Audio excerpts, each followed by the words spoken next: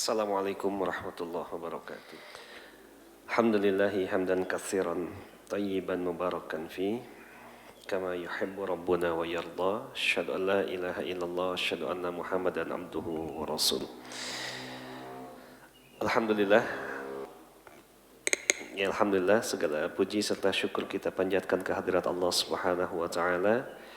Di kesempatan pagi ini, alhamdulillah atas izin dan kuasa dari Allah Subhanahu wa taala, kita bisa berjumpa kembali dalam rangka talabul ilmi. Sebelumnya masih dalam rangka Aid, saya mengucapkan taqabbalallahu minna wa minkum. Mudah-mudahan segala amal-amal yang kita lakukan di bulan suci Ramadan, baik amalan-amalan yang wajib atau amalan-amalan yang sunnah, diterima oleh Allah Subhanahu wa taala. Salawat serta salam tercurahkan atas uswatun hasanah kita Nabi Allah Muhammad sallallahu alaihi wasallam serta keluarga, para sahabat dan pengikutnya yang senantiasa istiqamah dalam rangka menghidupkan serta menjalankan sunnah-sunnahnya.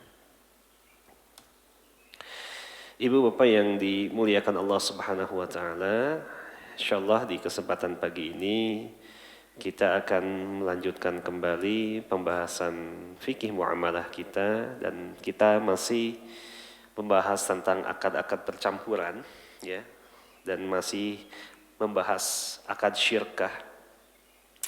Dan insyaallah hari ini yang akan kita bahas adalah salah satu bentuk implementasi atau praktek dari akad syirkah itu sendiri ya. Dan hari ini kita akan fokuskan kajian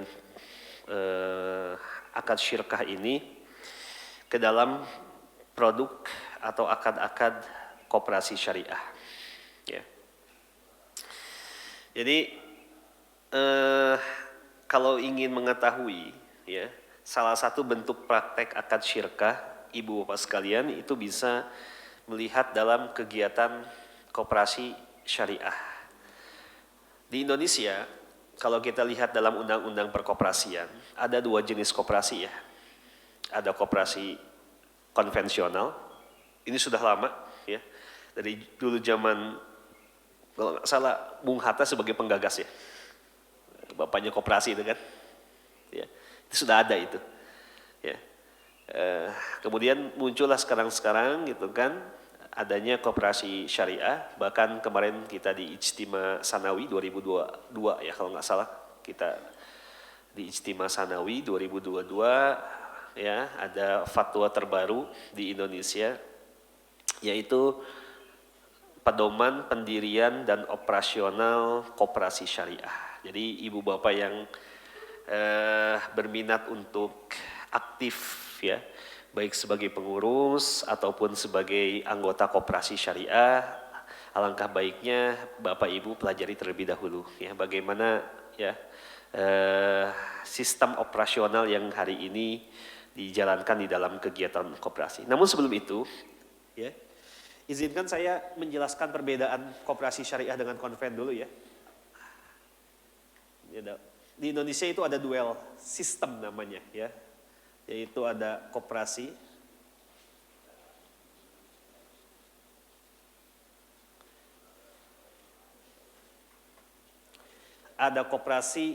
konvensional,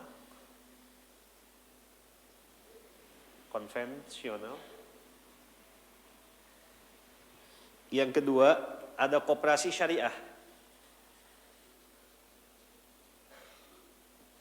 Ya memang seperti itu diaturnya di dalam undang-undang di negara kita, ada yang berbasis konvensional, ada yang berbasis syariah. Nah, apa yang membedakan antara koperasi syariah dengan konvensional? Sekiranya ada beberapa hal yang membedakan. Kalau yang syariah, ya, yang pertama, prinsip atau mabda namanya al-mabadi at-tatbiqiyah. Prinsip yang digunakannya adalah prinsip-prinsip berdasarkan syariat Islam. Sekali lagi, saya ulang. Yang membedakan antara koperasi syariah dengan koperasi konvensional, yang pertama adanya prinsip-prinsip syariah. Ya, ini yang paling utama. Ya, kenapa? Karena nanti dalam kegiatan operasionalnya, menjalankannya, kegiatannya berdasarkan prinsip-prinsip syariah. Ya, yang hari ini yang kita bahas adalah nanti salah satu bentuk prinsip itu adalah akad-akad yang diterapkannya adalah akad-akad yang sesuai syariah. Ini yang paling utama. Ya, selain prinsip syariah yang paling utama itu, kalau kita lihat yaitu prinsip ilahi. Maksudnya prinsip ilahi apa sih? Kegiatan koperasi syariah itu hakikatnya menjalankan perintah Allah. Ya, karena kan konsepnya kalau di dalam Islam ibadah itu kan tidak hanya dalam bentuk formalitas saja, kayak sholat, ya, saum, haji, umroh itu kan ibadah formalitas, sifatnya formalistik. Tapi juga ada ibadah yang sifatnya konseptual seperti muamalah, ya. Nah, salah satu bentuk implementasi muamalah itu ya dalam kegiatan koperasi, ya, menjalankan kegiatan koperasi. Dan koperasi itu tadi ya harus memenuhi prinsip syariah yang salah satunya adalah prinsip ilahi. Hakikatnya kita berkoperasi baik itu sebagai anggota atau sebagainya, hakikatnya menjalankan perintah Allah Subhanahu wa taala. Jadi ada nilai-nilai apa istilahnya? Nuansa ibadah dalam kegiatannya gitu. Ya. Hakikatnya kita sedang menjalankan ibadah, tapi ibadahnya yang sifatnya non formalistik tadi, ya. Yang kedua, ini yang paling penting. Ya, ini yang paling penting adalah tidak dibebankan adanya prinsip bunga. Ini yang paling penting Bapak Ibu catat ya. Tidak ada bunga. Ini yang paling penting. Tidak ada bunga. Nah, kalau tidak ada bunga, nanti seperti apa? Ya hari ini kita akan coba bahas. Ya, jadi kan ruh dari kegiatan konvensional adalah bunga. Ya. Bunga. Ya, ruh. Koperasi konvensional, ya, ruhnya kalau mau hidup itu harus pakai bunga. Kalau nggak ada bunga nggak bisa hidup, ya kan? Ya. Karena kan kegiatannya adalah simpan pinjam yang berbasis kepada bunga. Sekali lagi, ruhnya dalam konvensional bunga. Kalau bunga itu dihilalkan, ya, maka secara otomatis dia tidak akan bisa berfungsi. Ketika dia tidak bisa berfungsi, mati itu. Ya. Nah, kenapa sistem bunga ini dilarang? Karena bunga ini dia termasuk al-fawaid. Ya. Fawaid. Dia termasuk kategori salah satu bentuk riba. Ya, dasarnya Quran surah kedua 175. Ya.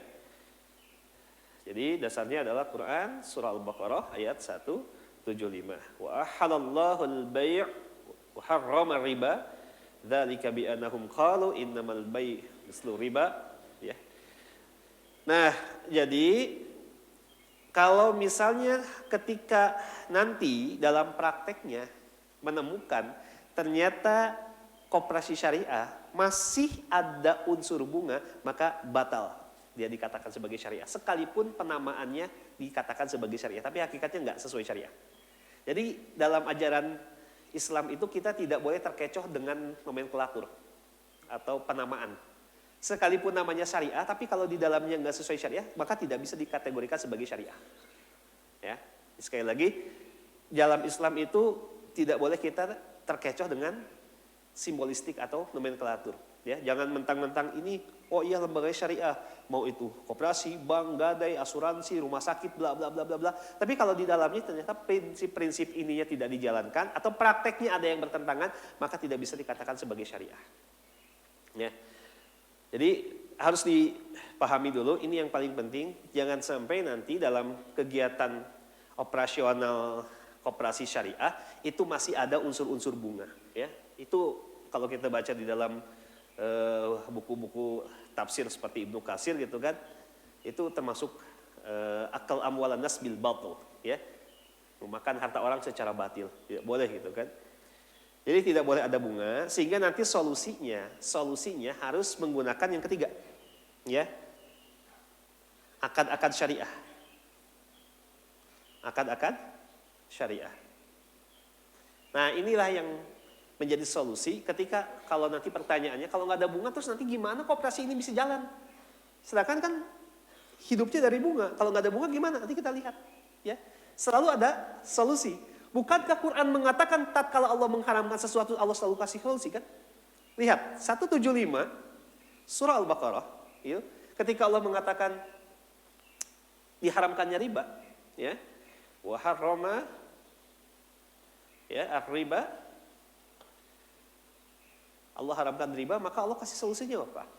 Wa ahallallahu al-bai', Allah menghalalkan jual beli. Jadi selalu ada solusi dalam setiap hukum-hukum yang Allah tetapkan. Enggak usah takut, ya. Kalau takut perzinahan kan solusinya nikah, ya. Kalau takut adanya fitnah-fitnah yang lain, solusinya ini, ya. Gampang lah. Intinya selalu Allah kasih solusi. Termasuk dalam kegiatan ekonomi, ketika dilarangnya riba, ya, atau dalam bahasa sekarang dilarangnya interest, usury, bunga, maka selalu ada solusi yang disebut dengan akad-akad syariah.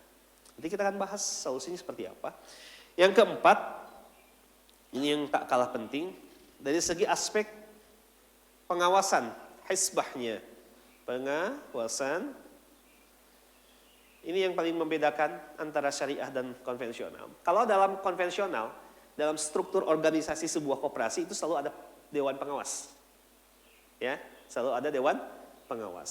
Di syariah, dewan pengawasnya harus tambah satu lagi, bukan hanya dewan pengawas operasional koperasi, tetapi harus ada dewan pengawas syariahnya.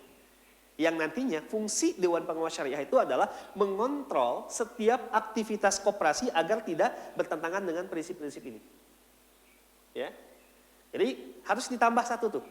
Biasanya nanti kalau kita daftar ke kementerian terkait dengan izin operasional usaha koperasi syariah, kalau nanti kita tidak punya dewan pengawas syariah, misalnya kalau Masjid Al-Ikhlas berencana ingin membuat koperasi syariah, namanya koperasi syariah Al-Ikhlas gitu kan, kemudian didaftarkan, kemudian nanti struktur organisasinya ternyata tidak ada dewan pengawas syariah, maka otomatis tidak akan di-ACC izin operasionalnya.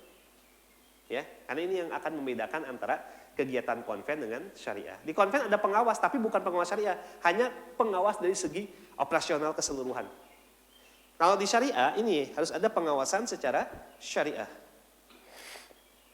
Harus ada pengawasan secara syariah yang nantinya fungsinya tadi, tugas utamanya adalah mengontrol, mengawasi setiap kegiatan operasional yang dilakukan oleh koperasi syariah agar enggak bertentangan dengan prinsip-prinsip syariah. Supaya tidak ada bunga, ya, supaya akad-akadnya lurus, benar, sehingga melahirkan kegiatan syariah yang berkah. Ya, kegiatan syariah yang berkah. Yang terakhir, yang tidak ada adalah kegiatan sosial. Yang tidak ada dalam konvensional tapi ada dalam syariah. Kegiatan sosial. Aktivitas sosial berupa apa? Jiswaf. Ini yang nggak ada nih. Ya, jiswaf. Artinya apa? Hari ini, ya, oleh regulasi di Indonesia, koperasi syariah itu dibolehkan dia, ya, memungut dana-dana sosial seperti zakat, infak, wakaf, dan sedekah. Ya, kalau di konvensional kan nggak ada. Ya.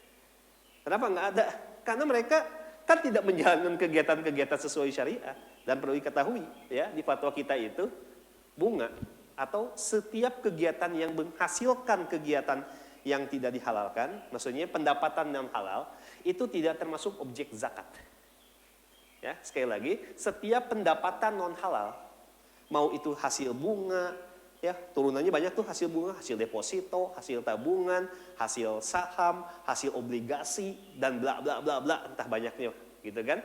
Itu tidak termasuk objek zakat yang dikenakan zakatnya. Karena zakat tidak boleh dibayarkan dari harta yang haram. Ya, tapi kalau misalnya seseorang sudah terlanjur dia punya harta non halal, ya, dia pernah punya tabungan konven, kemudian lahir ada bunganya, atau punya deposito di konvensional, ya, dan ada bunganya pasti gitu kan, dan dia belum tahu hukumnya waktu ketika membuat rekening deposito ataupun tabungan atau giro, dan sekarang baru tahu ternyata itu nggak boleh, ya, dan itu sudah terlanjur ada dana mengendap berupa bunga, maka bukan dizakati Bapak Ibu, ya, tapi didonasikan. Istilahnya, ya, tidak boleh dizakati tapi didonasikan. Ingat kata Imam Ghazali, ya, dan Imam Nawawi dalam Majmu' Syarah Muhadzab mengatakan dana-dana yang non halal atau mukhtalit, dana-dana yang boleh jadi tercampur antara halal dan haram, Ya, karena boleh jadi hari ini agak sulit membedakan antara halal dan haram karena boleh jadi adanya mix dana gitu kan, dana percampuran. Nah, kalau terjadi seperti itu gitu kan, ada dana non halal dalam rekening kita, maka kata Imam Nawawi dan Imam Ghazali dari mazhab Syafi'i mengatakan apa? Wal yatasaddaq, hendaklah didonasikan dana itu ya, dan tidak akan mendapatkan pahala seseorang yang mendonasikan harta yang non halal tersebut. Kalau kita punya rezeki yang halal, kemudian kita zakat keluarkan, infak keluarkan, ya ada rezeki kita wakaf, maka kita pahalanya kan berlipat ganda kata Quran, ya. Pahalanya berlipat ganda. Wa ma ataitu minaz zakati turiduna wajhallah fa ulaika humul mud'afun kata Allah. Ya, yang dikeluarkan tujuannya untuk ibadah kan berlipat ganda tuh pahalanya, ya. Tetapi kalau dana yang non halal dikeluarkan itu tidak ada pahalanya. Karena sistemnya donasi. Jadi seperti hanya membuang kotoran dalam tubuh saja posisinya. Ya, ini ada kotoran dalam tubuh, saya keluarkan kotoran ini. Ya, saya keluarkan kotoran ini supaya nggak nempel kotoran itu. Ya, makanya jangan berharap dapat pahala atau jadi orang soleh ketika kita donasi dari harta yang haram. Enggak, hakikatnya itu hanya untuk membersihkan diri supaya tidak ada menempel yang haram. Ya, dan ini ya tidak terjadi di konvensional gitu kan. Makanya di syariah selalu ada kegiatan-kegiatan sosial yang fungsinya ya tentunya jelas gitu kan, banyak manfaat untuk kemaslahatan umum. Saya kira itu sebagai pengantar Bapak Ibu sekalian, nanti bisa difahami dalam prakteknya nanti langsung ya. Saya nggak bakal baca semua fatwa, nanti saya share aja fatwanya ya, saya kirim fatwanya. Tapi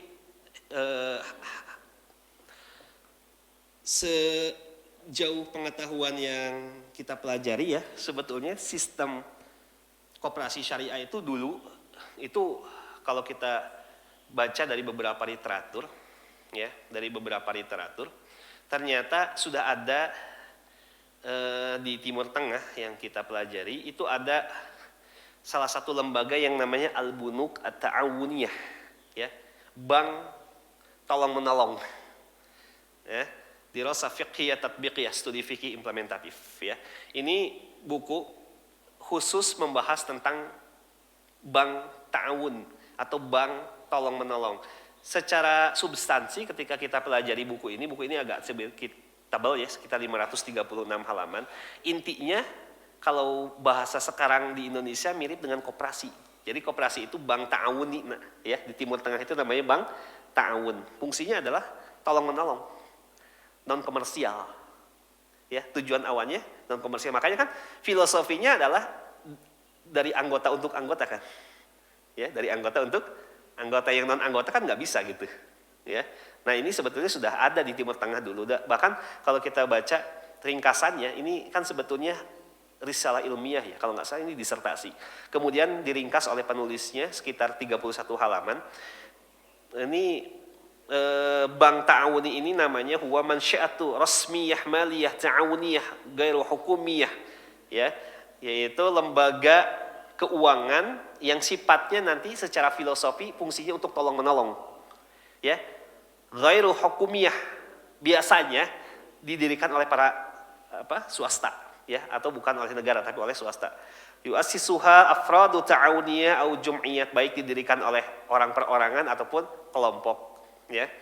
Wa fiqh nizamu taktabu ta'awuni, ya, tadi filosofinya adalah untuk tolong menolong. Wa taqaddamu khadamatul masrifiyah kamilah li'a'dad. Secara prinsip kegiatan nanti implementasinya koperasi itu mirip dengan bank, ya. Di sini dikatakan, ya, taqaddamal khadamatul masrifiyah kamilah li'a'dad, ya. Boleh jadi nanti produk-produknya juga sama dengan bank, terutama yang syariah ya. Boleh jadi nanti produk-produk keuangan yang dijalankan oleh koperasi syariah itu adalah produk-produk yang dijalankan juga oleh bank syariah gitu. Cuman ada beberapa nanti yang beda, ya. Bi ijratil maisaratu wa fa'idul mukhaffad wa furu'iyatil lati wada'ahal muassisun, ya. Pengenaan bunganya tipis kalau di konvensional koperasinya bunganya tipis, kalau bank gede. Nah, kalau di syariah nggak boleh ada seperti itu, ya. Wa bi iradati demokratiyah, dengan manajemen demokrasi, maksudnya berdasarkan musyawarah. Bahasa sekarang berdasarkan musyawarah. Haqiqiyah waqfu ru'yatu ta'awuniyah ghairu hadifatil haifil asl, ya. Karena tujuan utamanya bukan untuk mendapatkan profit, tetapi tujuan utamanya adalah tolong menolong. Ini yang berkembang di Timur Tengah dengan namanya al-bunuk at-ta'awuniyah, ya. Nah, di sini dijelaskan nasya'at al-bunuk at-ta'awuniyah taqriban 'am, ya. Berkembangnya koperasi-koperasi ini itu pertama kali sekitar tahun 1848, ya. Bisa lebih al-izma al-iqtisadiyah allati i'taqabat al-sura al-sina fi Eropa. Oh, ini berkembang pertama kali di Eropa. Tahun 1848. Ini sudah lama sebetulnya, ya. Di Eropa sudah duluan, kita yang baru belakangan. Bahkan fatwa di kita baru tahun berapa? 2001. Ya. Di kita punya fatwa baru 2001. Padahal di Eropa saja 1848 udah banyak kegiatan ini gitu kan. Ya, ini kita baru. Oleh sebab itu, jamaah sekalian, untuk bisa memahami lebih aplikatif, ya, ini kayaknya saya nggak bahas, nanti kita tanya jawab aja. Nah ini tadi ya saya tegaskan perbedaannya di sini secara umum seperti ini, ya. Kemudian saya nggak bahas. Nah ini yang harus dipahami dalam kegiatan-kegiatan koperasi syariah, jangan pernah ada kegiatan yang dilarang. 4 tuh. Ya, 1 tadi bunga, ya. Yang kedua, tidak boleh ada boror. Yang ketiga, tidak ada boleh maisir, judi, spekulasi atau kegiatan-kegiatan spekulasi. Yang keempat, nggak boleh ada doror, ya, nggak boleh ada zolim. Jadi gini, ya. Ini yang harus difahami, dalam koperasi syariah nggak boleh ada kegiatan yang dilarang. Nggak boleh ada bunga, namanya riba. Nggak boleh ada goror, ketidakjelasan akad. Nggak boleh ada untung-untungan, maisir, judi. Dan nggak boleh ada unsur-unsur yang dilarangi lainnya, seperti doror. Doror itu banyak banget, ya. Nggak boleh ada penipuan, ya, menyembunyikan kecacatan barang, ya, dan sebagainya. Banyak sekali, ya. Ini nggak boleh ada. Siapa yang tahu bahwasanya dalam kegiatan koperasi itu ada unsur ini? Ini nih. Pengawas syariah inilah yang wajib untuk mengetahui secara mendalam apakah dalam kegiatan koperasi ini ada unsur yang dilarangi atau tidak. Jadi jamaah, kita sebetulnya tidak punya kewajiban, ya, mestinya kita sebagai anggota tidak punya kewajiban apakah ini ada ribanya, ada gorornya, ada dorornya atau tidak. Kita tidak punya kewajiban karena boleh jadi ilmu kita terbatas, ya. Ilmu kita terbatas, ya, kecuali ibu bapak belajar dulu intensif. Ya, intensif belajar misalnya, ya, pengen tahu ini secara mendalam, oke, kita fasilitasi, ya, tapi agak lama belajarnya. Tapi intinya supaya kan kita mau langsung praktek ceritanya gitu kan. Maka nanti kita percayakan saja kepada Dewan Pengawas Syariahnya nih, pengawas syariahnya bahwasanya kegiatan yang dilakukan oleh koperasi tidak ada unsur ini. Ya, berarti nanti yang tanggung jawab dunia akhirat, ya, tanggung jawab di dunia kepada auditor, tanggung jawab di akhirat kepada Allah di yaumul hisab nanti, bahwasanya akad-akad ini tidak ada ininya. Ya, jadi Dewan Pengawas Syariah itu bebannya 2 tuh, tanggung jawab di dunia, audit, baik internal, eksternal, oleh para auditor. Yang di hadapan Allah juga dia harus bertanggung jawab. Ya, jadi kita sebagai orang awam, boleh jadi kita begini, Pak Ustadz saya bingung nih kalau koperasi syariah tuh apakah di dalam masih ada ribanya nggak ya, ada borolnya nggak ya? Udah percayain aja, kalau memang sudah ada Dewan Pengawas Syariah, dan Dewan Pengawas Syariah ini betul-betul kompeten dan ahli, di kita, ini sedikit cerita saja, di kita itu agak nakal Bapak Ibu sekalian. Coba cek ya data koperasi yang resmi hari ini berapa ratus, yang syariah berapa ratus misalnya gitu kan, kalau datanya muncul di internet, kemudian cek di situ ada Dewan Pengawas Syariahnya nggak, misalnya ada. Cek juga apa keahliannya, karena di kita itu supaya dapat izin operasional dari kementerian, biasanya kan harus ada Dewan Pengawas Syariah tadi, syarat mutlaknya. Nah, koperasi itu main tembak-tembak doang gitu. Main tembak tuh maksudnya gini, ini ada ustadz di masjid, ya, Pak Ustadznya jadi iya Dewan Pengawas Syariah, belum tentu ustadznya paham. Karena ustadz itu mirip dokter, Bu. Ya, hari ini ustadz itu mirip dokter, dia punya spesialisasi. Makanya sekolahnya spesialisasi dokter. Sama ustadz juga spesialisasi. Ada ustadz yang sekolah dari S1 sampai S3-nya tafsir. Ya. Dia nggak bakal ngerti ilmu yang lainnya. Sejarah Islam belum tentu paham, tapi tafsir dia mendalam. Ya. boleh jadi sekolahnya hadis, boleh jadi sekolahnya fikih, syariah, boleh jadi sekolahnya jurusan akidah dan sebagainya. Jadi spesialisasi. Boleh jadi yang ada di masjid itu boleh jadi ahlinya ahli hadis, belum tentu paham terhadap kegiatan finansial gitu. Ya, bahkan sekarang itu kedokteran itu ada sub spesialis. Ya, ada tulang, ada sub ortopedi lagi, sub ini, jadi lebih spesialis. Syariah, fikih, ada subnya lagi. Oh, fikihnya adalah fikih perkawinan, hukum keluarga. Oh, fikihnya fikih finansial, muamalah. Oh, fikihnya ada fikih tata negara. Oh, fikihnya ada fikih misalnya criminal act, ya, atau kejahatan. Itu kan nanti spesial, subspesial. Jadi di kita belum seperti itu kayaknya, ya. Masih ketika mendirikan untuk izin operasional, ada koperasi syariah, ada ustadz misalnya di masjid, ustadz aja ya, masukin namanya, belum tentu paham. Ya, makanya salah satu sarannya adalah minta rekomendasi kepada Majelis Ulama Nasional ya di pusat untuk direkomendasikan Dewan Pengawas yang sudah tersertifikasi. Itu saran saya. Ya, minta nanti bisa saya fasilitasi untuk direkomendasikan siapa Dewan Pengawas Syariahnya supaya kompeten ya, dan ini terlindungi kegiatannya itu dari kegiatan-kegiatan yang dilarang. Berikutnya, ini yang paling penting, saya akan coba melihat sumber dana. Nah, dari mana sumber dananya?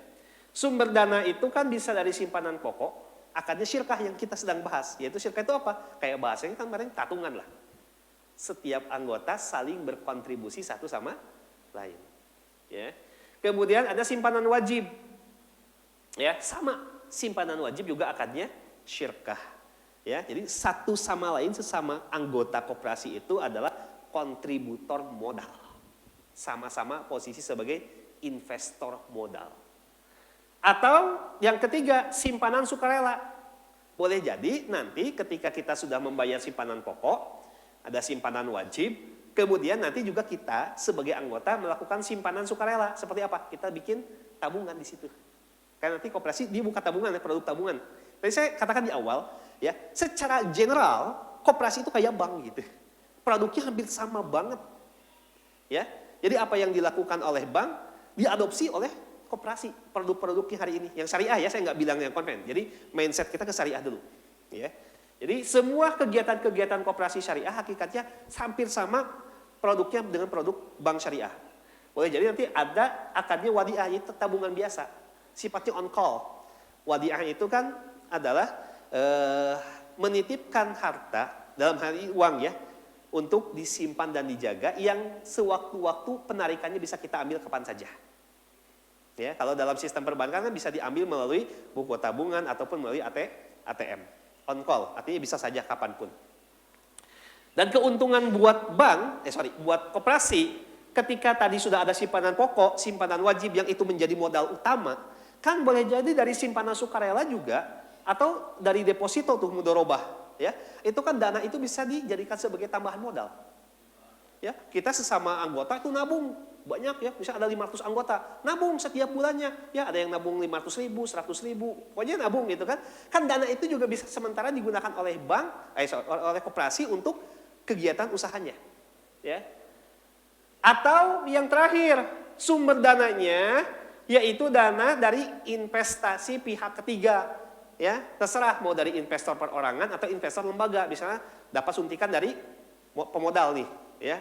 Dia bukan anggota koperasi tapi dia mau tanam modal. Berapa? Butuh 100 juta. Oke, saya tanam di 100 juta. Akadnya apa? Mudorobah. Kita belum bahas akad mudorobah ya. Insya Allah di pertemuan berikutnya kita akan bahas mudorobah. Mudorobah itu kayak bagi hasil. Ya, nanti pertemuan berikutnya kita akan bahas.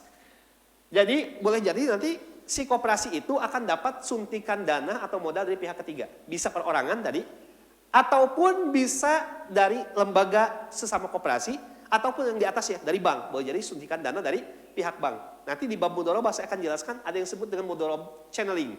Mudorobah channeling atau sistem channeling itu artinya apa? Nanti pihak koperasi hanya penjembatan saja ya untuk menyalurkan dana dari pihak bank. Nanti kita akan jelaskan ya. Jadi ini kalau ditanya dari mana sekarang sumbernya koperasi? 4 tuh. Simpanan pokok akadnya syirkah. Ya. Kemudian simpanan wajib akadnya syirkah. Nah, besarannya berapa? itu dikembalikan kepada ADART masing-masing. Ya, dikembalikan pada ADART, sepakatan. Karena tadi sistemnya musyawarah, ya. Ini yang terakhir yang perlu dipahami oleh Bapak Ibu sekalian. Tadi, ketika tidak ada bunga, no usury, ya, bila fawaid tidak ada bunga, maka solusinya apa? Ini solusinya Bapak Ibu. Nanti pihak koperasi yang dalam hal ini kan semua anggota itu nanti akan mewakilkan kepada manajemen koperasi kan? Di situ ada direkturnya, ada pengawasnya, nanti ada bendahara, ada sekretaris, bla bla bla. Nanti mereka itu yang akan menyalurkan dana koperasi dalam kegiatan ini. Pertama dengan cara jual beli. Ya, tentunya di sini kita bisa menggunakan sistemnya murabahah. Ya, saya kalau nggak salah pernah jelaskan, tapi nanti kita akan jelaskan ulang secara panjang ya. Jadi murabahah itu gini, misalnya saya sebagai anggota koperasi, ya, saya butuh motor baru Pak. Ya, kalau saya datang ke lembaga finance konvensional, saya tahu itu ada bunganya. Ya, ke leasing lah, ke bahasa sekarang ke leasing konvensional, saya tahu itu ada bunga. Maka saya datang ke koperasi syariah di mana saya juga sebagai anggota di situ. Maka saya mengajukan pembiayaan namanya murabahah. Dengan cara apa? Dengan cara jual beli. Gimana skemanya? Saya datang ke koperasi mengajukan pembiayaan, nanti aktanya murabahah.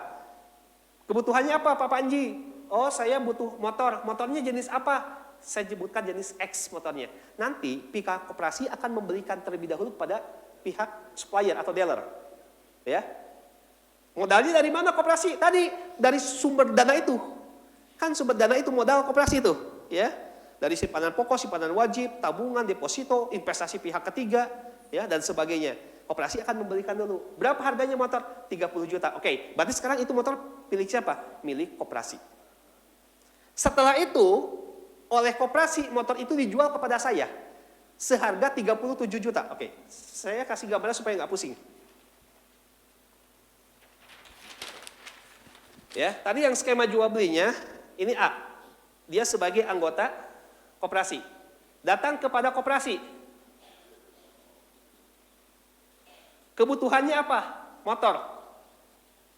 Jenis X. Maka koperasi beli dulu.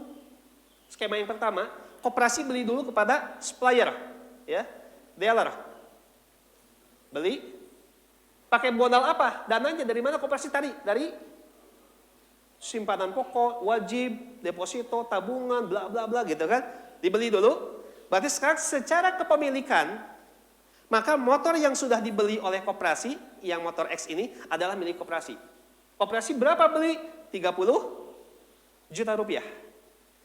Kemudian nanti pihak koperasi akan menjual kembali kepada si anggota koperasi yang membutuhkan motor. Motor tersebut seharga 38 juta.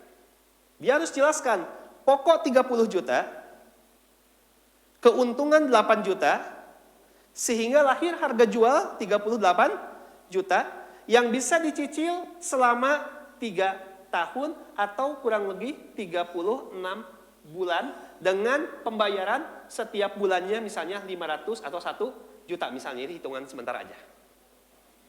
Dan cara seperti ini adalah cara yang dibolehkan dan halal secara syariah. Ya. Saya belum jelaskan secara teori fikihnya terlalu panjang, tapi ini secara aplikatif dulu supaya lebih memahami. Ini yang pertama, ya. Atau dengan cara mudorobah. Ya, nanti kita akan bahas di pertemuan berikutnya mudorobah. Artinya gini, boleh jadi si A tuh nggak butuh motor, tapi dia butuh modal karena dia sebagai UMKM. Nggak punya modal, maka nanti koperasi yang akan bukan memilih pinjam, berinvestasi atau menanam modal kepada si A. Ya, dengan nanti ada skema bagi hasil. Ini panjang, intinya seperti itu. Kemudian yang ketiga dengan cara multi jasa. Boleh jadi si A keperluannya apa? Umroh. Ya, atau haji. Ya. Muncul nanti pertanyaan di masyarakat, emang haji boleh hutang? Kan itu ya? Bukankah syarat haji itu adalah istita'ah? Lihat dalam kitab-kitab fikih kita akan menemukan syarat haji adalah istita'ah, punya kemampuan untuk bisa berangkat. Maka dalam mazhab Syafi'i dikatakan istita'ah al-badaniyah wal maliyah, secara fisik dan finansial. Kemampuan fisik dan kemampuan finansial. Orang hari ini fisik punya, fisik bisa, finansial belum tentu bisa. Maka dia tidak dikatakan istita'ah menurut fikih Syafi'i klasik. Tapi hari ini ternyata ada fatwa kita yang terbaru tentang haji dengan cara ya bahasa kitanya pembiayaan atau hutang. Boleh atau enggak? Intinya boleh, tapi punya syarat ketat. Nah, boleh jadi si A, taruhlah umroh dulu deh, mau umroh, nggak punya duit, ya. Maka gimana? Koperasi bisa memfasilitasi si A untuk bisa berangkat umroh. Nanti si koperasi akan datang ke travel, ya. Dia akan datang ke travel, ya. Kemudian nanti dia akan beli seat namanya, ya, seat keberangkatan. Misalnya yang biasa aja deh, ya, umroh reguler berapa? Sekarang kan umroh sekitar 38 juta, yang standar aja nggak usah yang plus. 38 juta atas nama koperasi. Nanti oleh koperasi akan diulang sewakan namanya, disewa ulangkan atau dijual kembali kepada si A. Jadi nanti si A bisa berangkat karena sudah dibeli seatnya oleh koperasi. Berapa tadi? 38 juta, ya. Kemudian oleh koperasi dijual kepada si A tidak 38, tapi bisa dijual 45. Jadi keuntungannya berapa? 7 juta. Dan ini bisa dicicil selama misalnya 1 tahun. Ya. Nah, keuntungan-keuntungan inilah yang nantinya akan dibagikan dalam bentuk SHU. Ya, sisa hasil usaha. Dan sisa hasil usaha ini hukumnya halal karena operasionalnya menggunakan akad-akad yang sesuai dengan syariah. Jadi masih banyak ini akad-akad yang bisa digunakan. Di sini bisa menggunakan akad-akad sifatnya kebajikan. Kebajikan itu apa? Begini, Bapak Ibu, si A butuh uang sangat mendesak, ya. Boleh jadi anaknya sakit, harus ke rumah sakit, ya. Nggak ada tetangga, nggak ada saudara yang bisa nolong, maka koperasi bisa menolong di sini dengan namanya qard, dana kebajikan. Berapa butuh ke rumah sakit? 10 juta, oke. Saya akan kasih pinjam 10 juta kata koperasi dan wajib kamu kembalikan 10 juta lagi. Itu qard, ya, dana kebajikan. Supaya apa? Nolong. Kan tadi kan tujuannya adalah untuk saling tolong menolong, ya. Atau kalau enggak, sistemnya bisa nanti dengan rohan namanya gadai, ya. Oke, saya kasih pinjam 10 juta tapi agunannya apa? Oke, agunannya ini motor nih. Saya punya motor jadikan agunan, ya. Kalaupun nanti bermasalah saya nggak bisa bayar, minimal saya punya agunan. Saya kira itu dulu, Bapak Ibu, nanti bisa kita lanjutkan dalam tanya jawab. Wallahu a'lam bishawab. Silakan Bapak Ibu yang mau bertanya atau menambahkan.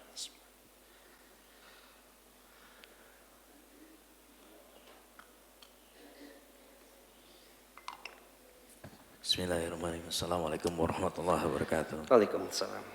Ustaz, saya ingin ini tadi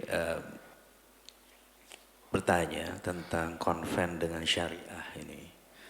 Khususnya kalau melihat dari penjelasan Ustadz bahwa konven ini mengandung riba yang mana ini dosa besar. Bahkan yang sepengetahuan saya kalau riba ini bahkan lebih dosa dibanding makan babi yang masih ada eksepsionalnya dalam keadaan terpaksa. Sementara riba ini hampir tidak ada eksepsionalnya. Nah, yang jadi pertanyaan saya adalah, adakah fatwa MUI yang menyatakan bahwa konven ini adalah haram bagi umat muslim? Ya, sehingga umat ini tidak dijadikan kebimbangan untuk memilih mana yang harus dilakukan. Demikian, itu aja cukup. Makasih. Ya, kita satu-satu dulu Pak Devi ya. Kita jawab satu-satu atau satu-satu dulu aja ya. Baik.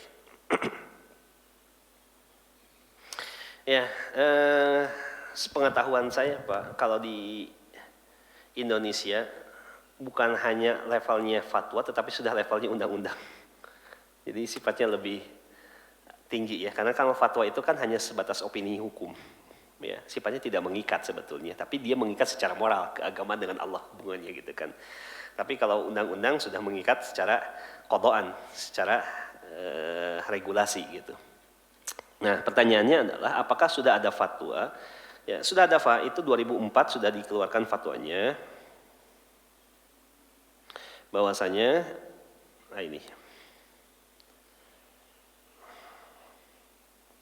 Nanti bisa saya kirim ya teks fatwanya atau draft fatwanya. Fatwa nomor 1 tahun 2004 tentang interest. Bunga itu bisa disebut dengan interest, bisa disebut dengan usury, bisa disebut dengan faidah atau fawaid dalam bahasa Arab. Di fatwa ini ada beberapa ketentuan, setidaknya 3 ya. Pertama, pengertian bunga atau riba dulu ya.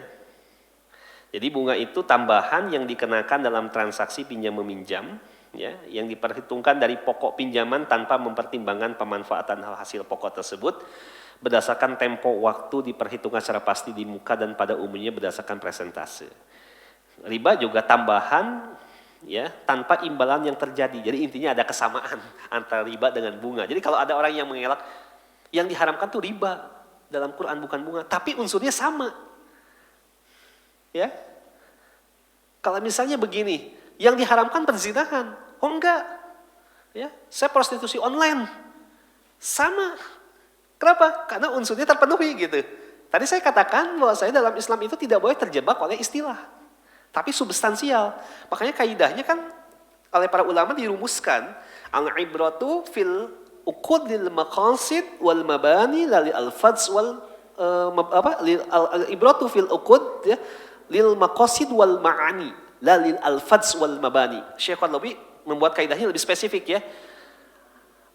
Al-ibratu fil uqud lil musammayat lil anwal wal alfadz, kata Syekh Qardawi, ya. Yang dijadikan standar dalam kegiatan transaksi itu adalah substansinya, bukan nama-namanya. Namanya bisa berubah. Oh, dari riba bisa jadi interest, bisa jadi usury, bisa jadi faidah, bisa jadi dengan bonus atau apapun istilahnya, silahkan saja. Karena kata para ulama, la musyahata fil istilah, nggak boleh ada pertentangan atau perbedaan dalam istilah. Yang penting substansinya diambil, ya. Maka muncul kaidah berikutnya adalah al asma'u la tughayyiru haqa'iq wal ahkam, ya. Hukum itu ditentukan oleh substansi bukan oleh perubahan nama gitu, ya. Jadi ini yang pertama. Yang kedua, hukumnya apa? Ada tambahan dalam sistem pinjam meminjam dan sebagainya. Praktek pembungaan uang saat ini telah memenuhi standar kriteria riba yang terjadi di zaman Nabi. Emang Nabi nyebutnya adalah riba, tidak nyebut bunga. Nabi tidak nyebut dengan interest. Nabi tidak menyebut dengan usury, ya, karena bahasa itu baru muncul di belakang-belakangan. Ya, tapi Nabi menyebut riba, Quran menyebut riba dan sebagainya. Nah, dengan demikian praktek pembungaan uang termasuk salah satu bentuk riba dan riba hukumnya haram. Ya, lihat ini yang kedua sub dari fatwa ini, praktek pembungaan tersebut, ini pembungaan ya, saya tulis ya. Hukumnya haram baik dilakukan oleh bank, asuransi. Emang di bank ada bunganya? Ada. Di asuransi ada? Ada. Di pasar modal? Komodoi. Di koperasi? Itu ruhnya. Dan lembaga keuangan lainnya, kayak lembaga leasing dan sebagainya. Ataupun praktek pembungaan ini dilakukan secara individu. Bank emok dan sebagainya. Ya, pokoknya apapun itu jenis bunga, baik dilakukan subjeknya oleh lembaga ataupun individu, tetap hukumnya haram. Ya, tidak ada hukum pengecualian dalam hal ini.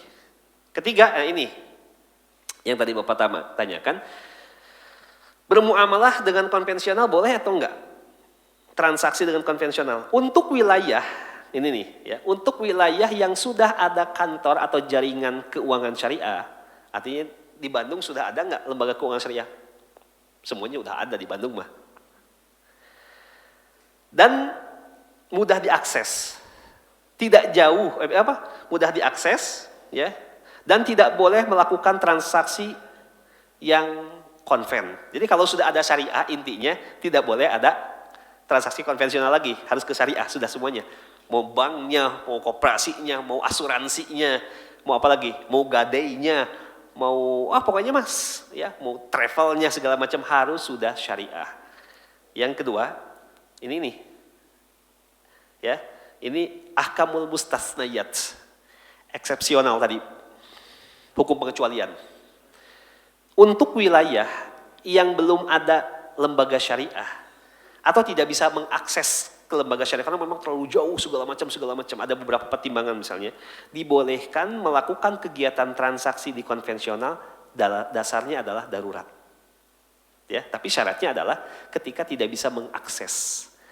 Ya. Tidak bisa mengakses. Misalnya begini, Bapak sebagai seorang bisnismen, Pak, Bapak mau kegiatan letter of credit, otomatis letter of credit akan menggunakan konvensional, karena boleh jadi di syariah belum ada. Misalnya, ya, LC itu penerbitannya hanya ada di konven, maka Bapak dikategorikan darurat.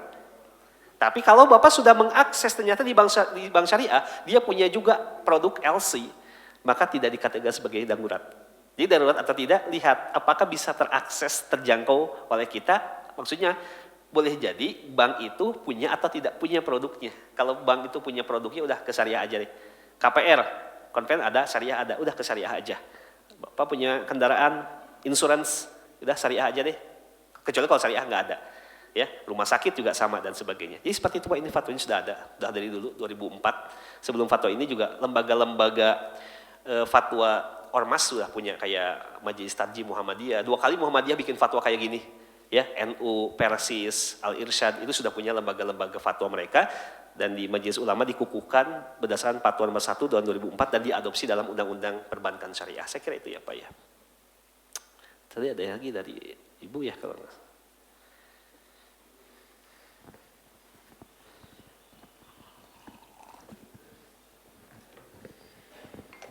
Assalamualaikum warahmatullahi wabarakatuh. Waalaikumsalam warahmatullahi wabarakatuh. Ustaz, tadi dikatakan bahwa modal dari koperasi syariah itu termasuk dari bank. Ya, Sedangkan bank itu kan transaksinya riba. Apa bisa itu? ya baik. Itu saja Bu. Ya, makasih. Maksud saya ketika ini ya, yang ini mungkin. Ketika tadi koperasi dia mendapatkan modal dari pihak ketiga, suntikan dana. Maksudnya dari bank syariah, bukan bank konvensional. Jadi akses dari konvensional harus ditutup dari awal. Nggak boleh koperasi pinjam uang atau cari modal ke konvensional, nggak boleh itu. Udah otomatis itu nggak bisa Bu. Ya, maksud saya kalau bank itu adalah bank syariah, kemudian dia mau investasi ke koperasi dengan bentuk channeling misalnya, atau bentuk-bentuk apapun itu, maka nggak jadi masalah, silahkan aja Bu. Include kayak gini deh, Ibu beli mobil, buy bank syariah, ya, beli mobil, pembiayaannya ke bank syariah, otomatis nanti asuransinya adalah asuransi syariah Bu. Ketika Ibu pilih, saya mau konvensional aja deh, asuransi nggak bisa Bu, karena itu turunannya harus syariah juga, ya. Sama halnya dengan koperasi, ketika koperasi syariah, maka turunan yang investasinya juga harus syariah, ya. Saya kira gitu ya Bu ya, paham ya Bu ya, nggak boleh konvensional. Silakan berikutnya. Pak cukup silakan. Ya Ustaz. Ketika seseorang ingin memutuskan katakanlah bisnis ataupun apa dan memerlukan dana, pertimbangannya ada satu di antaranya adalah membandingkan seberapa pengorbanan yang harus diberikan dari pinjaman yang dia dapatkan. Kemudian ketika dibandingkan, kadang-kadang orang menghitung seperti itu ya Ustaz, ke bank syariah atau ke koperasi syariah ataupun bentuknya yang berlabel syariah dengan konven, dihitung-hitung ternyata secara uang yang harus dibayarkan atau yang diperoleh gitu, itu ternyata lebih menguntungkan bank konvensional atau yang konvensional. Maka si orang muslim ini masuklah ke sana, pertimbangannya karena itu. Dan mungkin banyak yang seperti itu, ya mungkin banyak ya, saya nggak tahu ya, mungkin banyak yang demikian karena dia bilang ya udahlah lihat aja keuntungan mana. Nah untuk mensikapi yang seperti ini, apakah terjadi yang seperti itu? Ketika dibandingkan ternyata yang menguntungkan itu yang konven daripada yang syariah, baik koperasinya atau maka orang memilih ke sana. Nah pertama itu sikap kita harus seperti apa. Kemudian untuk kan ini seperti kompetisi ya, akhirnya kompetisi ya, mau milih yang mana nih? Nah, apakah ada upaya ya? Ada upaya yang menunjukkan bahwa bank syariah ini secara koperasi syariah atau bank syariah ini secara hitung-hitungan itu lebih murah gitu, sehingga lebih diminati ya, bukan dari aspek pemahaman ribanya, tapi dari sisi itu. Itu yang pertama. Yang kedua terkait dengan ketika ada bank syariah atau koperasi syariah, kita membutuhkan dana dalam jumlah X gitu. Kemudian dia tidak bisa mensuplai jumlah dana itu karena keterbatasan kapitalnya. Nah, apa yang harus kita lakukan? Ya, baik. Yang pertama, ini ada 2 pertanyaan. Yang pertama, ini perlu dipahami ya, dalam tataran implementasi kehadiran lembaga syariah, bukan hanya bank atau koperasi ya, atau lembaga-lembaga syariah lainnya pun, itu masih berkisar usianya tidak lebih dari 30 tahun, Pak.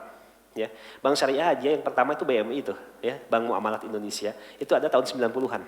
Sedangkan konvensional dari zaman sebelum Soekarno juga sudah ada. Ya, artinya dari segi usia memang cukup jauh, Pak, ya. Sehingga ini mempengaruhi terhadap market share. Market share bank syariah dengan market share konvensional ini bandingannya ya jauh, karena market share bank syariah hari ini masih belum bisa lebih tembus dari 6%. Masih jauh, Pak, ya. Faktornya banyak sekali. Salah satunya ada faktor internal di kita, masyarakat di kita. Kalau kita lihat dari hasil research, ternyata faktornya di kita juga, Pak. Ya, kenapa market share bank syariah enggak naik-naik? Karena peminatnya sedikit.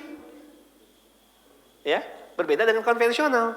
Konvensional market share-nya banyak sekali. Ya, secara usia udah tua, ya, secara otomatis juga kegiatannya banyak, ya, sehingga market share-nya tinggi. Syariah belum lebih dari 30 tahun, ya, market share-nya masih mentok di 6%. Terakhir, sebelumnya 5%, naik 1% lah. Ya, artinya apa? Peminat orang-orang di kita, ya, kepada lembaga syariah, mau itu banknya, koperasinya, asuransinya, gadai, investasi saham, bla bla bla bla bla, masih belum tinggi, Pak. Ya, faktornya apa? Banyak faktor. Pertama, faktor belum kepahaman, ya, belum adanya pemahaman terkait dengan seberapa pentingnya seorang muslim berinteraksi dengan syariah. Itu yang paling utama, ya. Ada kaitannya akidah kan ini, ya. Yang kedua, belum akses dakwahnya belum masuk kayaknya, karena kebanyakan di tingkat dakwah nasional itu yang dibahas itu kan jarang dari segi ilmu finance, ya. Orang-orang nggak bakal tahu gitu kan, bahwasanya Islam itu bukan hanya ngurusin masalah sholat, Islam itu bukan hanya ngurusin masalah puasa setiap tahunnya, ya, tetapi juga ada yang lebih harus diimplementasikan dalam keseharian, salah satu masalah finance selain masalah-masalah yang lainnya, ya. Jadi itu, ya, wajar, Pak, kalau ini berimplikasi terhadap tadi adanya pembebanan yang cukup sekarang mungkin kalau nggak salah nggak terlalu tinggi, tapi masih menang konvensional. Artinya apa? Ketika kita misalnya salah satu contoh KPR, Pak, hitungannya mungkin plafonnya sama, tapi ketika dari pembebanan pembayaran yang harus ditunaikan, kayaknya cicilannya lebih banyak, lebih besar di syariah daripada di konvensional. Begitu pula koperasi, kayaknya lebih besar di koperasi di syariah bebannya itu daripada di konvensional. Artinya syariah kalah di sini, implikasi dari tadi market share masih rendah, Pak. Coba market share kita ditinggikan terus, semua orang syariah, ya, sehingga tidak ada lagi orang yang mau ke konvensional, termasuk kebijakan pemerintah didukung oleh pemerintah, terus oleh pemerintah didukung gitu kan. Semuanya syariah, nggak ada lagi konvensional, habis konvensional, syariah bisa maju, Pak. Sekarang nggak bisa seperti itu, ya. Pemerintah kita kan dua kaki dalam regulasinya. Sok yang mau konven mangga kata pemerintah, yang mau syariah monggo, kita buatkan aturannya kata pemerintah, silakan, tergantung keyakinan masing-masing, kan gitu bahasa undang-undang. Makanya tadi dikenal dengan namanya dual system. Bisa banking, bisa koperasi, bisa insurance dan sebagainya. Jadi ya tergantung dari kebijakan pemerintah dulu ini gitu kan. Kalau pemerintah kita betul-betul mendukungnya serius ya oke. Tapi kan hari ini enggak, sehingga beban itu adanya di syariah. Ketika pembiayaannya kayaknya lebih mahal ke syariah, konvensional mudah, ya cicilannya ke sekian gitu. Syariah mah gede cicilannya sekian, karena implikasinya tadi market share-nya kecil, modalnya kecil, kapitalnya kecil. Ya sulit, Pak, bisa bersaing dengan konvensional dari segi usia, dari segi permodalan, itu sudah jauh, Pak. Ya, makanya tadilah dibuatlah kebijakan gitu kan, ya mudah-mudahan oleh pemerintah sedikit demi sedikit dibantu gitu kan. Dan paling penting dikembalikan pada diri sendiri, Pak. Kalau saya pribadi sih, kalau harus nunggu dari negara lah lama lah gitu kan, udah dari sendiri gitu kan. Minimal kalau saya beli mobilnya saya pembiayanya ke syariah deh, asuransinya juga mobilnya syariah asuransinya, ya. Kalau saya pengen nyekolahin anak saya, nguliahin anak saya nggak mau pembiayaannya ke konven, saya mau pembiayaannya ke syariah. Saya mau nikahin anak saya, nikahnya pakai pembiayaan syariah. Pokoknya semuanya di image-nya itu harus syariah, sehingga minimal lah dalam lingkup terkecil dulu itu sudah bisa dijalankan, ya. Syukur-syukur bisa dakwah ke banyak orang sehingga orang-orang ngeh bahwasanya ini syariah. Intinya kan carinya berkah, Pak, ya. Dan selalu ada rezeki mah insya Allah gitu kan. Yang penting berkah dulu. Saya nggak mau bermain dalam tataran yang spekulasi gitu kan. Konvensional itu kan masih spekulasi tinggi gitu kan, ya. hindarilah seperti itu, kita cari keberkahan yang 100% aman dari segi syariah, itu yang saya lakukan. Urusan rezeki Allah yang mengatur lah. Saya kira itu yang pertama ya Pak ya.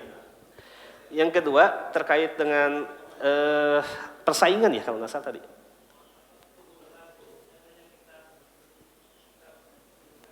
Oh iya baik. Dana yang maksudnya gimana Pak? Oh iya paham. Iya saya sudah paham Pak. Di gini Pak, ini kasusnya pernah terjadi kalau nggak salah dalam pembangunan tol. Tidak bisa dibiayai oleh satu bank, biasanya menggunakan sistem sindikasi. Ya, sindikasi. Dalam kitab fikih kontemporer sindikasi disebut dengan at-tamwil al-mujamma'. Jadi gini, ada bank yang dia ketika berdiri sendiri, dia tidak bisa memberikan pembiayaan. Dia harus gabung dengan bank-bank yang lain. Ya. Persoalannya, kalau sesama syariah nggak jadi masalah. Tapi persoalannya begini Pak, misalnya Bapak butuh dana itu cukup besar, tidak bisa dibiayai syariah, tapi juga harus dibiayai oleh konven. Pembangunan jalan tol misalnya, ya, pembangunan IKN, nggak bisa dibiayai sendiri, ya, syariah nggak mampu sendiri. Di fatwa dibolehkan Pak, ya, melakukan sindikasi dengan konvensional, itu nggak jadi masalah. Tetapi nanti untuk yang konvensional, sistemnya harus dibedakan dengan yang syariah ketika nanti pola bagi hasilnya. Ya, jadi nanti ada rumusan hitungan secara implementasi berbeda Pak. Tetapi secara penggabungan antara syariah ketika dia nggak bisa berdiri sendiri Pak, ya, tapi dia harus ditopang oleh konvensional secara sindikasi, itu hukumnya boleh. Ya, kan tadi dihukumi darurat. Ya, kan nggak mungkin kita nggak biayain jalan tol itu gitu kan, sedangkan itu akses untuk kepentingan umat gitu kan.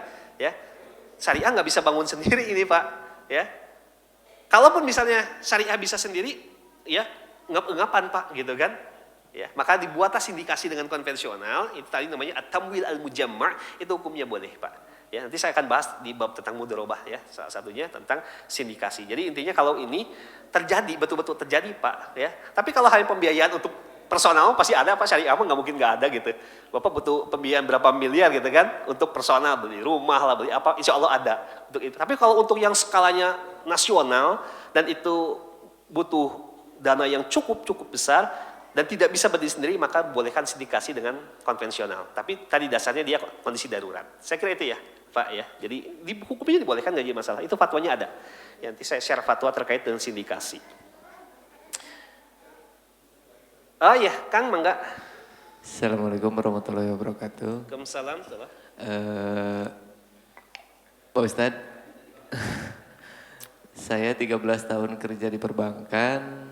Per awal tahun kemarin memang saya sudah berhenti Pak, alhamdulillah. Nah, yang pertama Pak Roni sudah terjawab Pak. Masih ada pertanyaan. Kemarin saya sempat debat sama Pak Roni tentang masalah ini dan saya tidak bisa menjawabnya. Sekarang mungkin bisa terjawab. Itu yang pertama.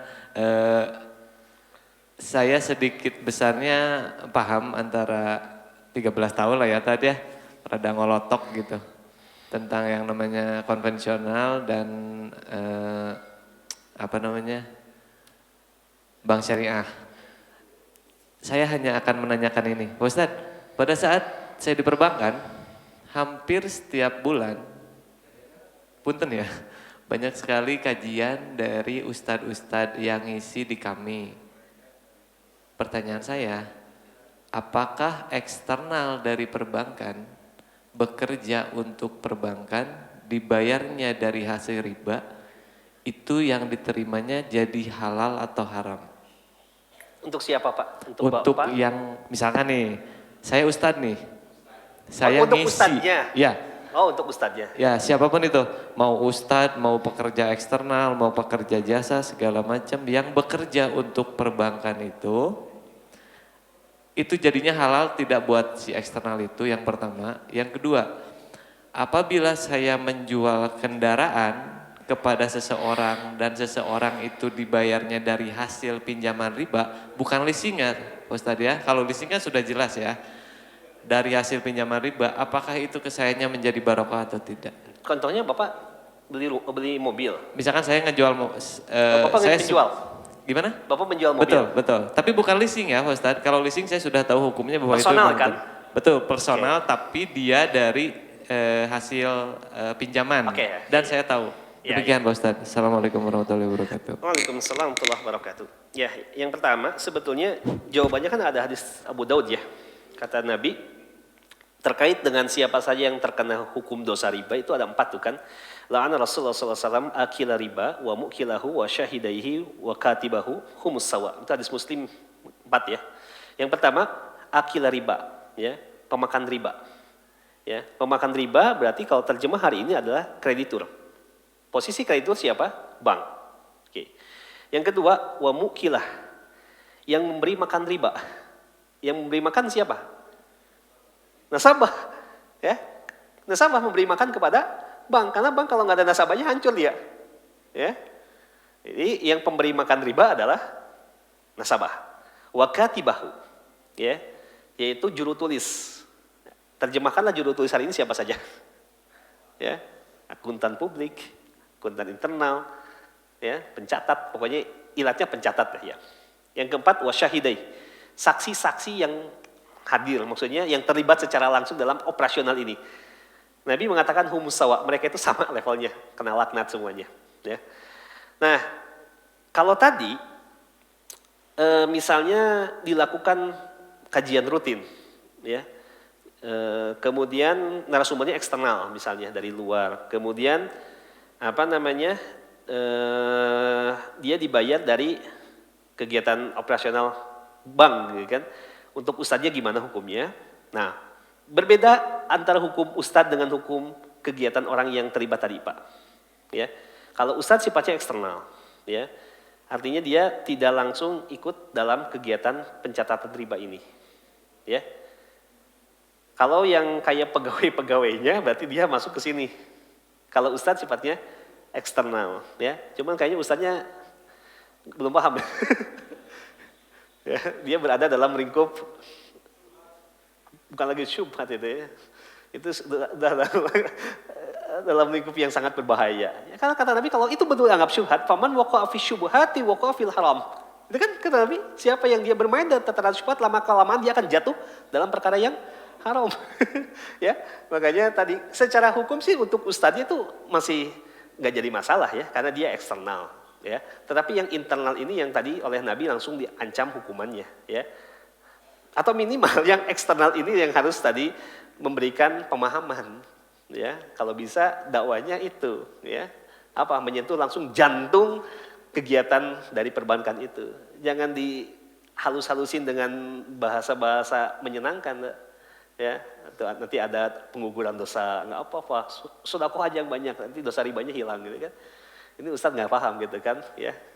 Jadi kalau untuk ustadznya nggak jadi masalah sebetulnya gitu kan. Cuman kalau ada ustadz yang memang seperti itu prakteknya gitu kan, masih menerima undangan-undangan di lembaga konvensional, saya kira itu perlu banyak belajar ya, karena memang dengan dia memberikan pencerahan-pencerahan itu tidak sampai kepada khitobnya, tidak sampai kepada jantung masalahnya gitu kan, ya. Pasti dia akan mencari tema-tema yang di luar itu. Betul ya Pak ya? Halo, jadi Ustadz kalau misalkan waktu saya di perbankan kemarin ya, ternyata si Ustadz itu dikasih batasan Pak. Iya, kasih temanya batasan. kan. Betul, jangan membahas tentang riba ini. Tapi karena yang Bapak bilang tadi, mungkin Ustadznya perlu memahami tentang ada di lingkungan yang subhat, kayaknya duitnya gede Pak, jadi mau-mau aja gitu. Toh kan menurut Ustadz juga tadi tidak masalah untuk Ustadznya, begitu pun Taroni jadi aman Pak, kalau jadi legal aman Pak, Ya, gak ada masalah, eksternal soalnya. Kalau dari segi substansial pendapatan Ustadz sih sebenarnya nggak jadi masalah ya, karena dia secara profesional mengajarkan keilmuan syar'i gitu kan. Tapi persoalannya dia berada di tengah-tengah komunitas yang nggak benar. Rashid Ridho mengatakan dalam tafsir Al-Manar, da'i yad'una lin-nasi fi sabilillahi hatta mautih. Tugas seorang dai, dia adalah berdakwah di jalan Allah sampai akhir hayatnya. Wa idza da'i yad'una fi tariqihi an takuna fi ummatin jahiliyatin la habiban 'alaiha. Seorang dai tatkala dia berdakwah di sebuah komunitas dan dia langsung dakwahnya nyerang inti masalah di komunitas itu. Komunitas itu peminum khamr, dia langsung tuh serang khamr. Ya. Maka kata Syekh Rashid Ridho apa? Ya, la habiban 'alaiha. Ustadz ini pasti blacklist. Ustadz itu blacklist. Illa khianatan an da'watihi. Kecuali dia berkhianat dari dakwahnya. Ya. Da'i yad'una lin-nasi fi sabilillahi hatta mautihi wa idza da'i yad'una li tariqihi an takuna fi ummatin jahiliyah la habiban 'alaiha illa khianat an da'watihi. Dia bisa berdakwah tapi khianat dari dakwahnya. Mungkin halal secara syariah tetapi tidak ada unsur keberkahan di dalamnya. Mirip dengan saum, Pak. Saum kayak kita berbuat dosa, saumnya sah secara syariah? Sah.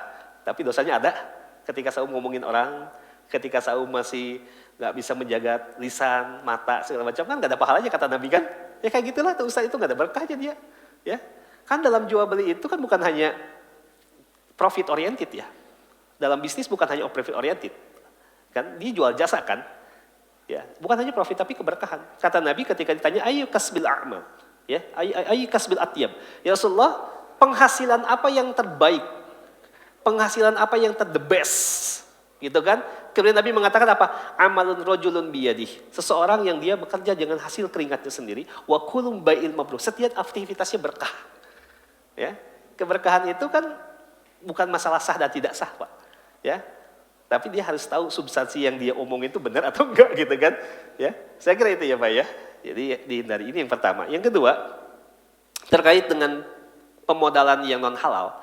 Kalau Bapak menjual dengan akad yang sah itu menjadi masalah. Bapak punya mobil, Bapak jual kepada si fulan, tapi si fulan ternyata dari hasil yang non halal, entah ya pinjaman ribawi atau hasil-hasil yang lainnya yang sebetulnya boleh jadi kita tahu akses ke sana. Itu hukumnya halal. Kenapa halal? Karena Nabi mempraktekkan langsung di dalam hadis Bukhari, ya, wa kana Rasulullah SAW ya yarhanu dir'an min hadid. Nabi sempat menggadaikan baju perangnya yang terbuat dari besi. Lil Yahud, kepada orang-orang Yahudi. Nabi tahu nggak orang Yahudi dari mana penghasilannya? Tahu. Ya, surah An-Nisa 160-161 kan mengatakan ya, orang-orang Yahudi itu makannya dari riba. Apakah Nabi nggak tahu perbuatan orang Yahudi? Akaluna lis-suht. Mereka selalu melakukan kegiatan-kegiatan yang batil dalam bermuamalah. Nabi tahu.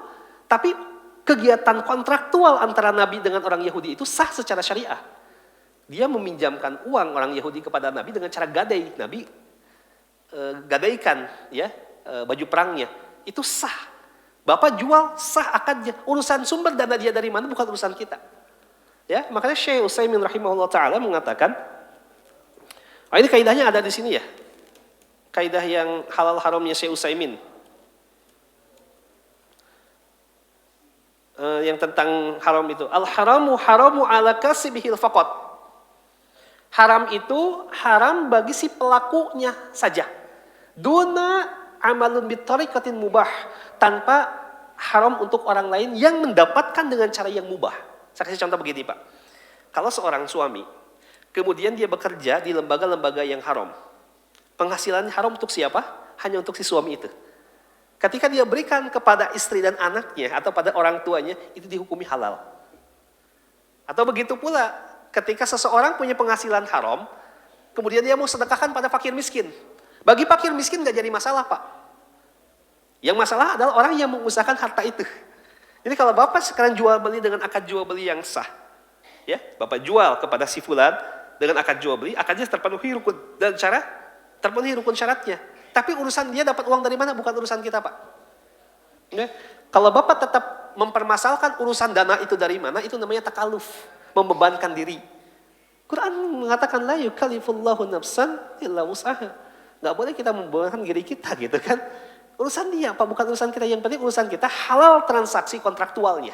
Urusan dia dari mana sumbernya nggak usah dimasalahin.